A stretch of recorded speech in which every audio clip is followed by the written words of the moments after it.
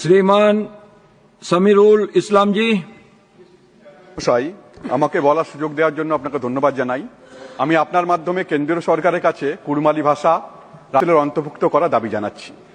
পশ্চিমবঙ্গের ক্ষেত্রে জঙ্গলমহলের জেলাগুলো, বিশেষ করে পুরুলিয়া, ঝাড়গ্রাম, বাঁকুড়া এবং পশ্চিম মেদিনীপুরের অধিকাংশ কুর্মী সম্প্রদায়ের মানুষজন কুড়মালি ভাষাতে কথা বলেন। পশ্চিমবঙ্গ ছাড়া আসাম, ঝাড়খণ্ড ও উড়িষ্যাতে আছে কুর্মী সম্প্রদায়ের মানুষ। আমাদের পশ্চিমবঙ্গের মুখ্যমন্ত্রী মাননীয় মমতা বন্দ্যোপাধ্যায় 2018 সালে বিধানসভাতে কুড়মালি ভাষাকে স্বীকৃতি দিয়েছেন। তাছাড়া কুর্মী ডেভেলপমেন্ট বোর্ড তৈরি করে দিয়েছেন। পুরুলিয়াতে অবস্থিত সিধু কানু বিরসা বিশ্ববিদ্যালয়ে কুর্মী সাহিত্য চর্চার অনুমোদন দিয়েছেন এবং আরও 2টি কলেজে কুড়মালি ভাষা সাহিত্য চর্চা করা হয়।